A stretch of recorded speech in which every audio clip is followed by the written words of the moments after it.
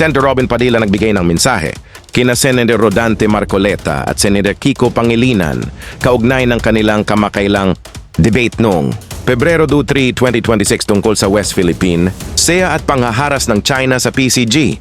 Gayunpaman, may mga opinyon si Senator Robin tungkol sa mga isyong ito. Tungkol sa debate ukol sa Senate Resolution number 256 na kukundena ang mga pahayag ng Chinese Embassy, hindi siya pumirma sa resolusyon. Sinabi niya na dapat magmula sa magkabilang panig ang respeto at idinikit niya ito sa isyu ng paggamit ng karikatura ni Chinese President Xi Jinping. Sinabi niyang magagalit din siya kung gawin ito kay Pangulong Ferdinand Marcos Jr. kahit na siya ay nasa oposisyon. Tungkol sa panghaharas ng China sa PCG, noong Setyembre 2023, hiniling ni Senator Robin na dagdagan ang badyet ng PCG para hindi ito umaasa sa tulong ng ibang bansa. Binanggit din niya na dapat magkaroon ng mas malakas na water cannons ang PCG upang makapagdepensa, bagaman ang mga pahayag niyang ito ay nakakuha ng mga kritika. Maging maingat lang po sana tayo kapag sa mga ating mga pahayag sa inyo pong dalawa na aking mga hinahangaang senador. Sa inyo po, Senator Francis Kiko Pangilinan, kay Senator Rodante Marcoleta, sapagkat sa ngayon po, ang laging pinag-uusapan, ang Chinese Coast Guard ay nasa ilalim ng Army ng China. PLA. Opo.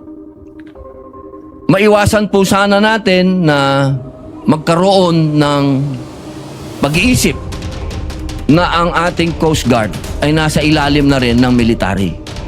Nasa ilalim lamang ang Philippine Coast Guard sa DND at sa AFP wartime.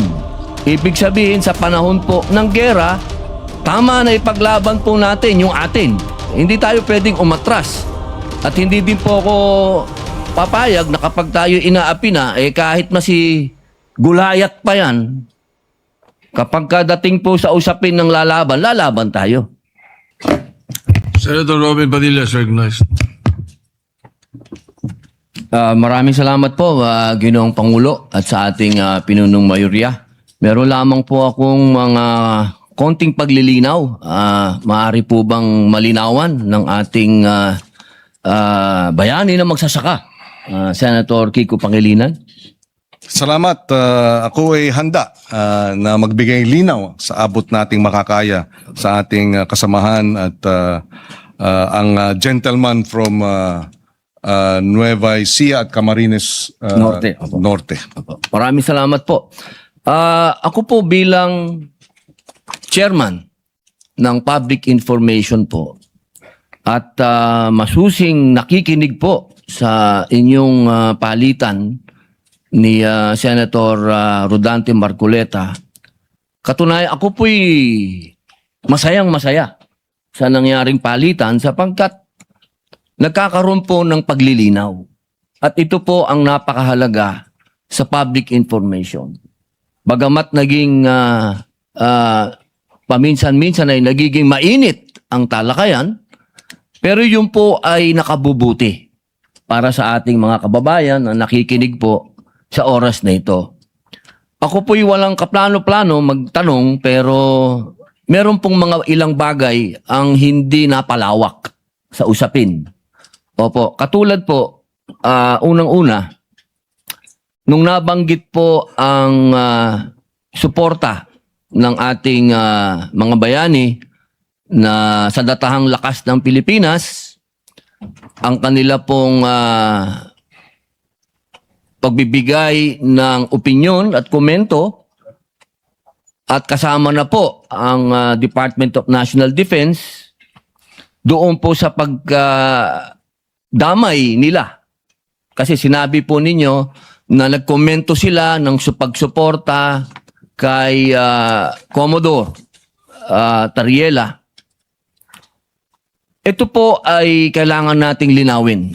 Wala po akong sinasabi na may mali o ano, linawin lang po natin. Sapagkat tama po ba ako kapag sinabi ko na ang Coast Guard, Philippine Coast Guard, hanggang sa mga oras na ito, ay nasa ilalim ng DOTR? Tama po yun. Opo. Ibig pong sabihin, ito po ay civilian uniform personnel.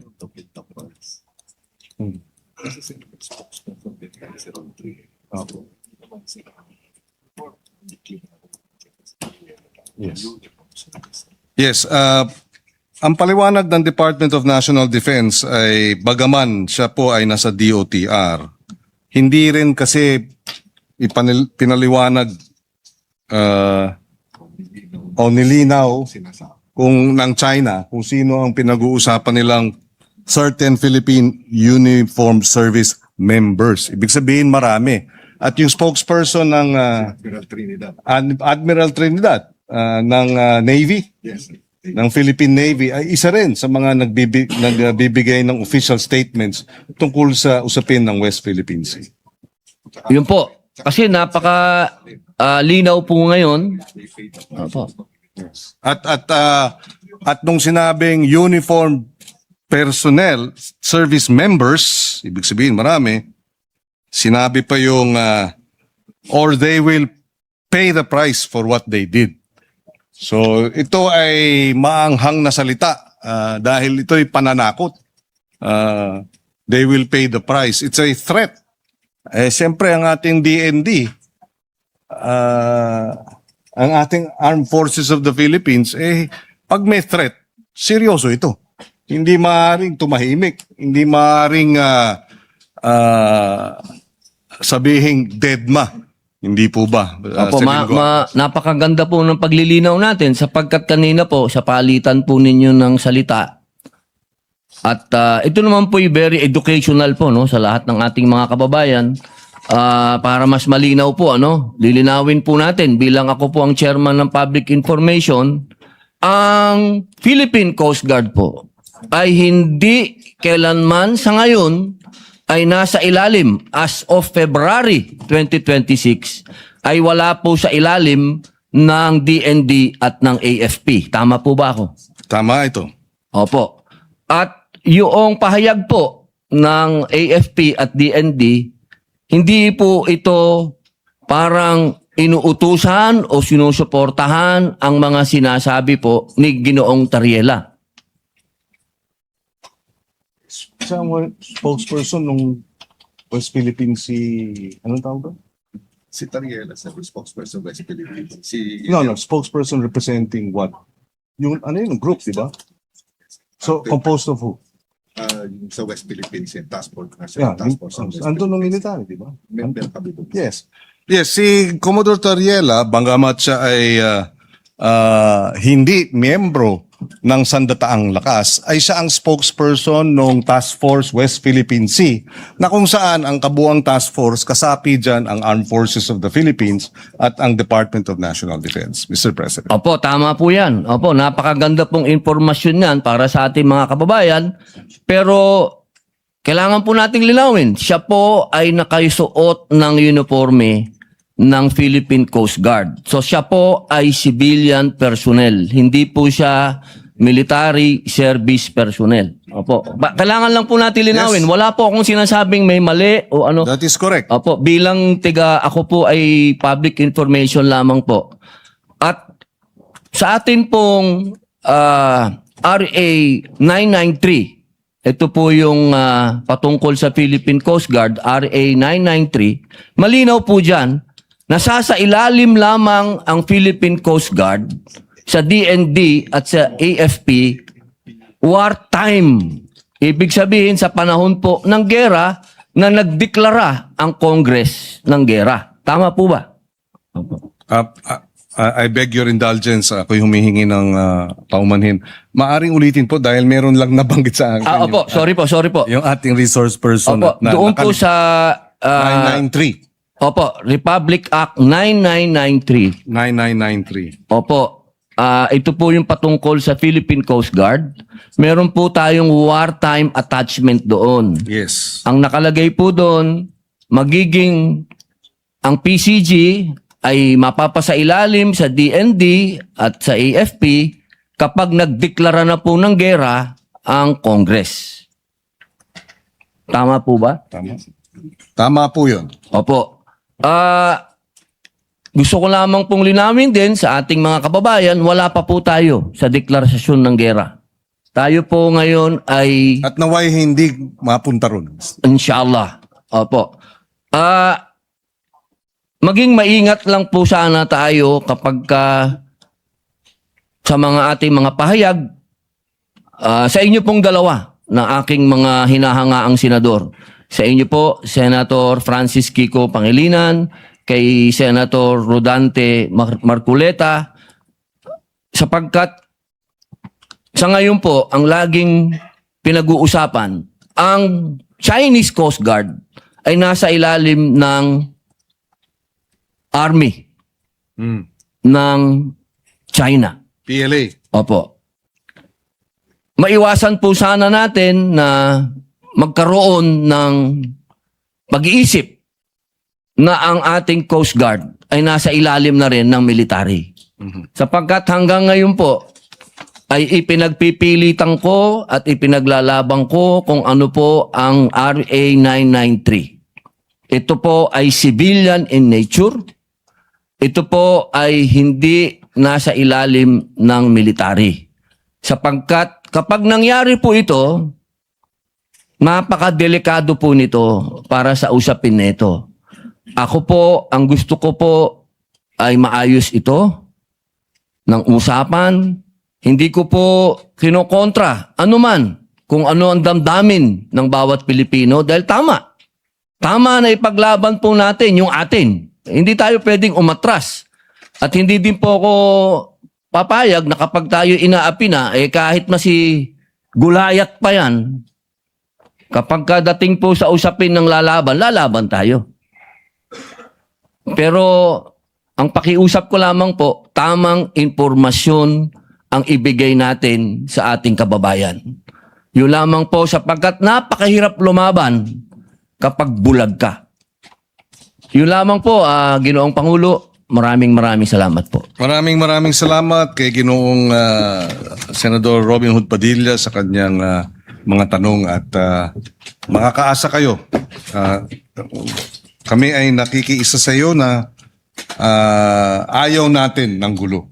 Kung ako nga lang ang masusunod, kahit maghapon tayong magdebate dito tungkol sa agrikultura at pangingisda, yan talaga ang gusto kong gawin. Yes, sir. Kayo ang bayani namin. At ito'y nakita lang natin ang kahalagahan ng ating isinasagawa, kailangan nating gawin at tayo nagpapasalamat sa kanyang mga tanong, Mr. President.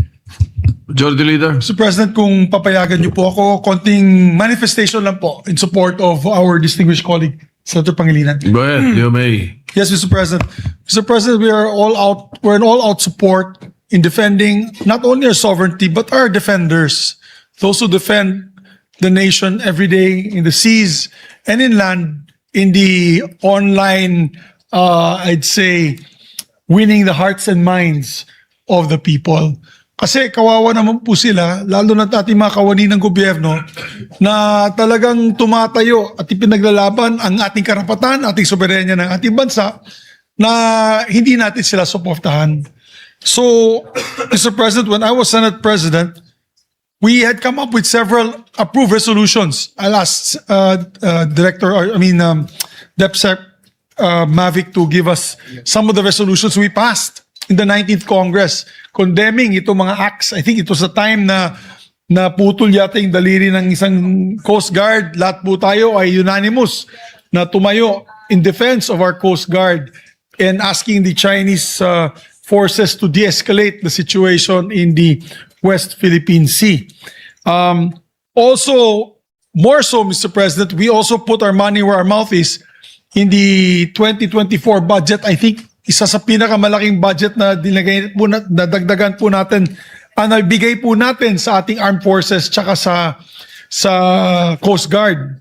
I recall we gave the armed forces cybersecurity funds to anti-cyber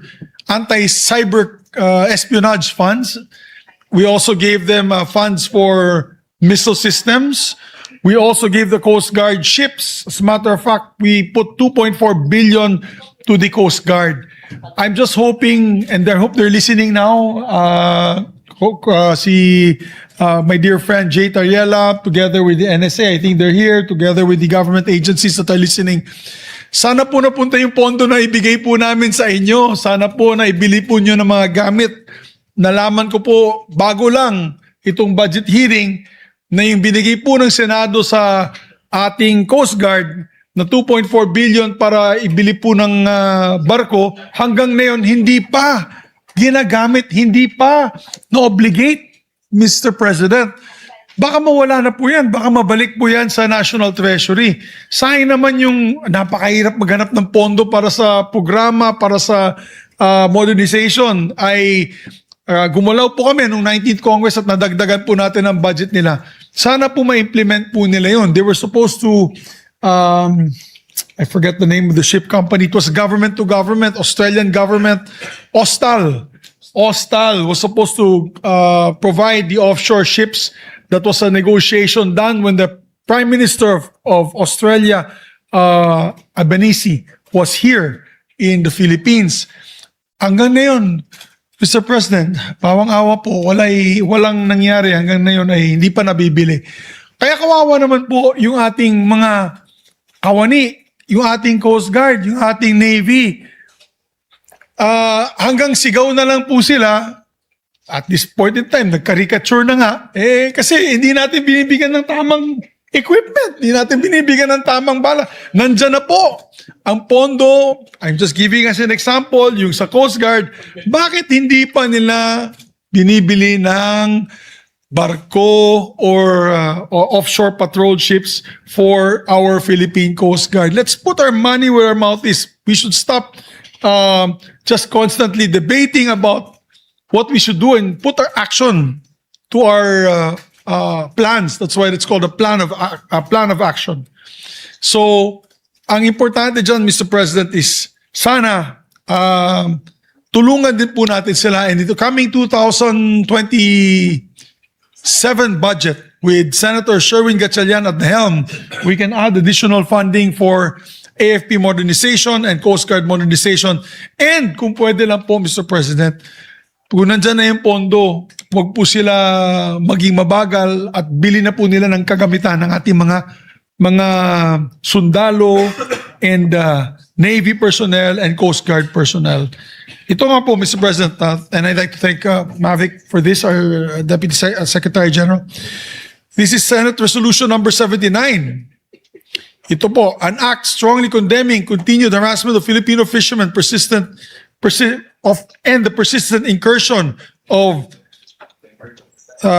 in the West Philippine Sea by the Chinese Coast Guard and militia vessels, and urging the Philippine government to take appropriate action in asserting and securing Philippine sovereign rights over its exclusive economic zone. This was adopted in August 1, 2023, Mr. President. And it was unanimous. There was no objection from any of our members, Mr. President. Ito yung na-water cannon yung ating mga Coast Guard. At we strongly condemn them at that time. So let us unite as an institution, Mr. President. As an institution, let us unite for our men and women that are protecting our sovereignty in the West Philippine Sea. Hindi po tayo nakakahanap ng away. Let me clarify kasi sasabihin na naman nila, warmongering na naman ako. Hindi po kami naghahanap ng away sa China. Ayaw po natin awayin ang China. Ang sinabi ko nga dati, bakit po napakahirap mahalin ang China? Diba? Sinabi ko yun eh. Gusto natin mahalin ang China. Pero bakit napakahirap mahalin ng China na kung pumupunta yung ating mga magsasaka dun sa West Philippine Sea, wino-water cannon po nila. Ang laki-laki po ng dagat. Bakit hindi po tayo pwede magtulungan at magbigayan? At kung sana walang pansina na lang. Kanya nang nangyayari sa Vietnam. With the ships of Vietnam and our other ASEAN neighbors, walang pansinan lang, nagkakamayan pa. Nagbibigayan pa ng bigas at delata. Gusto din lang stickman ang pork and beans at spam ng Pilipino. At kung nakukuha po natin yung kanilang yung noodles na galing sa Vietnam At sa ganun, walang away. Sana ganun po ang yes, yeah. Yan sana ang pwede mangyari. Kaya gusto din po natin sabihin sa lahat ay and on record, and if all members of the Senate were made co-authors, there was no objection. Lahat po ay sumuporta sa resolution number 79 of the 19th Congress. So, I'm hoping that tomorrow, once the debates are done and we come up with the vote for or action on this adopted resolution, I hope that when we adopt it, we get as many members as we can to show our men and women who sacrifice day in and day out, and they sacrifice not only their sweat and tears, but their blood as well, because they're willing to die for our country.